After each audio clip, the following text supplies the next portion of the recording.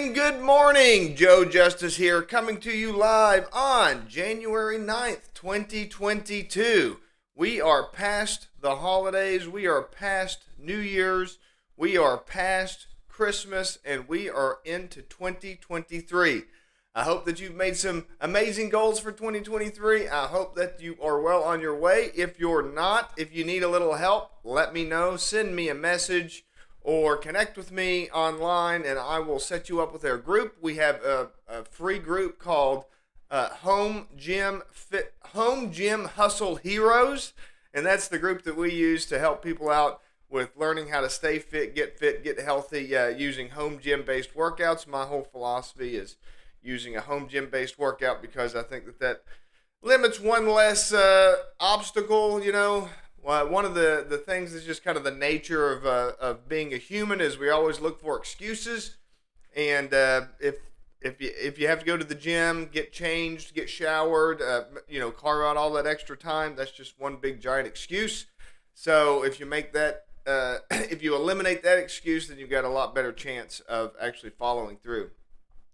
So today I wanted to talk to you guys about this. This isn't actually new. This is kind of a somewhat older story. There's this food compass that was created by Tufts University.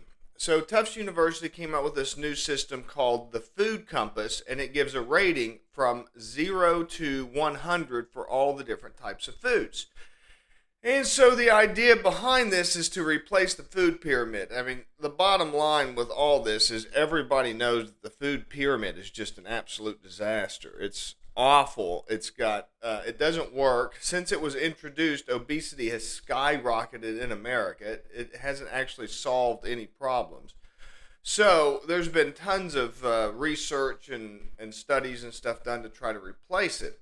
Well, a couple years ago, this Tufts University one came out, and then it's been in the news here recently, I believe, because there's been some studies that supposedly, say that it's better for you, it's good for you, and everything. So let me kind of give you a look here at what this food compass looks like. So you can compare foods by the score. So 100 means good. You can eat anything. Basically, the way it encourages anything 70 and up to be good, and you can basically eat that all the time. So tuna salad with light mayonnaise, almonds salted, vegetable curry, raspberries, raw, that kind of stuff. And of course, there's kale and broccoli and stuff like that are also some examples of stuff that are in that green zone from 100 to 70. And then once you get a little bit lower, you get to 70 to around 30. You get some things like sweet potato chips, chicken breast, grilled with no skin, turkey or chicken burgers, condiments with whole wheat buns, peanut butter and jelly sandwiches on white bread. And then you get into the super bad stuff that's like pizza with meat and a thick crust. That's the red stuff, and that's the stuff that you supposedly want to avoid. So anything 30 or under, you're supposed to avoid. Cornflake cereal, cheeseburgers, from small fast food cheeseburgers, instant noodle soup, and so forth. So that kind of gives you an idea of what you're looking at. Now, here's what's kind of interesting about all of this. So it seems pretty clear. So just a little bit on the history. What's really kind of strange about what I think is strange, when you look at the history of food, I guess what you want to call food science, I don't know. To be honest with you, I think so much of this is food industry propaganda that it's really, really difficult to tell where the science begins and where the propaganda ends, and, because they're all so kind of mixed up and mangled up in here. The history of healthy food in America is really very strange. And if you look into it, it'll kind of blow your mind if you start looking into the history of it. Most of the ideas that we have about food were, basically created in the last 100 years. It's not, these aren't like tried and true types of foods that we're working with, and we're mostly working with the food industry. A lot of it goes back to Seventh-day Adventists. They were largely a plant-based dietary system, and they didn't do alcohol, they didn't do tobacco, they didn't do coffee, they didn't do so. Like coffee's a really good example. You've probably, if you're like me around my age, you probably remember. Now this used to be way more common, but even when I was a kid, there were all kinds of studies and stuff that supposedly coffee was bad for you, and then a month later coffee was good for you, and then a month later coffee was bad for you. And if you go even farther back, you'll see all kinds of pro and con coffee stuff. Coffee was right up there with cigarettes, where some people would say, "Oh no, it'll kill you. It's awful for you." And they've done tons and tons and tons of studies on it, and coffee doesn't do anything. They'd say, you can have coffee, but you can only have 1 cup a day, but you can't have a whole pot of coffee will kill you. All this kind of stuff. None of that's based on anything. It's not based on any kind of science or research or studies or anything like that. It all goes back to Seventh-day Adventists. Seventh-day Adventists, and they seem to be a good study population, which is what's kind of interesting about it. They seem to be a good study group because they were kind of separatists, and they did tend to live longer, and they did tend to live healthier. So scientists, epidemiologists, and so forth, food epidemiologists, studied them as a group, and it was an interesting study group. So they said, "Oh well, everything they're doing is right. So coffee must be bad for you," and that's basically the way it worked. That's basically the science behind it all. The Kellogg, the guy who started Kellogg's Food, he was inspired by the Seventh-day Adventists. That's how he created his whole system. You have to remember, Seventh-day Adventist Kellogg's created the whole concept of having like cereal for breakfast. Like, again, sometimes this stuff kind of blows people's minds. I can't believe it. Oh, people have been having cereal for breakfast since the beginning of time. It's not true. People didn't usually eat breakfast. Breakfast is a relatively modern invention. And what happened was they had this. He had this clinic where he created cornflakes because he had this idea based on Seventh-day Adventist type teachings that the real secret to being healthy and well was to eat cereal in the morning, along with some exercises and some other stuff. So he had this idea behind being healthy by eating cereals. So what he did was he created this food. His brother then marketed it and made a fortune out of it.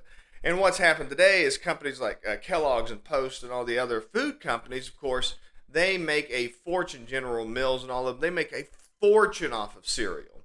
So they've paid for a lot of these studies, and along the way, they've paid for stuff like the Food Compass and stuff like that. That is my conspiracy. I don't know what to tell you. I do, as far as that goes, I am a conspiracy theorist. I think that industry funds a lot of these studies. I think they make a lot of money, and if any kind of like actual body, like colleges, universities, government, or anything said that cereal wasn't good for you, then they would be standing to lose tons and tons and tons of money. So they don't. So let me show you. This is another rating, just to kind of give you an idea. Somebody went through and took some of these foods. And put in some brand names. So if you go through using the same Food Compass concept here, you can see watermelons at the top, which again, watermelon's not bad. So watermelon isn't anything. It doesn't have any nutritional value at all. It's certainly not bad for you, but there's just not that much to it. Canned peaches, really high up there. Again, that's a lot of sugar. There's a lot of sugar in canned peaches. If you could, the idea that you can eat all the canned peaches that you want, that's just not a good idea. Cheerios, the brand name Cheerios. Look how high that is. Why is all it is grains. All it is carbs. Like, you can't eat all that all day long. You'd be in terrible shape, and your the glycemic load and everything of that is just going to cause you all kinds of trouble. And then what do you see at the bottom? Eggs, cheddar cheese, and ground beef. So you're telling me that you can eat all the Cheerios in the world that you want with no negative health effects, but if you eat ground beef more than twice a week, you're going to die. That's basically what this study shows. That's basically what this Food Compass shows. So that just kind of gives you an idea of where we're at with that kind of stuff. It's the same kind of stuff. It's been around since the Seventh-day Adventist. It's been 100 years that this kind of thinking has been around. Everything's got to be grains. Everything has to be, and this is mostly industry driven. Grains based products are what's easy to package, easy to sell. You can't sell ground, but you can't package and sell ground beef. Your grocery store is not going to be full of packages of ground beef. There's a lot of limiting factors for ground beef, but you can sell a lot of Cheerios if you can convince people that they're good for you. And Cheerios are not good for you. I mean, there's no difference between eating Cheerios and eating a bag of potato chips. So, and I don't care, you're going to tell me, oh, but it's got more vitamins. Oh, but it's got milk, so it's got calcium. And you're going to tell me all these other excuses. There's no difference. Look at the calorie count. Look at the basic nutrition. Now, is one slightly better than the other? Sure. If you're going to, hold a gun to my head, it would be better for you to eat Cheerios than a bag of potato chips. But fundamentally, if you look at the calorie count and everything else, it's the exact same thing. So the idea that one is better than the other, I just don't buy it. So the food compass, I don't like it. Bottom line is eat whole foods, eat good foods, eat organic foods, eat foods, farm to table foods, eat foods as close to the dirt as you can get it. Stay away from packaged foods, stay away from processed foods, stay away from anything that's shelf stable, that's been sitting on a shelf for weeks and weeks, and that includes cakes, cupcakes, all that kind of stuff. If it's been setting for 2 or 3 days and it's not rotting, there's something wrong with it. It's got some kind of chemicals that are stopping it from natural processes. Stick with whole foods, stick with complete foods, stick with healthy foods, as close to the dirt as you can get it. The best thing that you can eat is something that you pluck off the vine yourself, so try to get as close to that as you can. Forget all the food compass, food pyramid, all that kind of stuff. Just forget about it. It's all garbage, it's all trash, it's all industry propaganda. I hope that you have a great day today, and I will see you guys later this week. And bye-bye for now.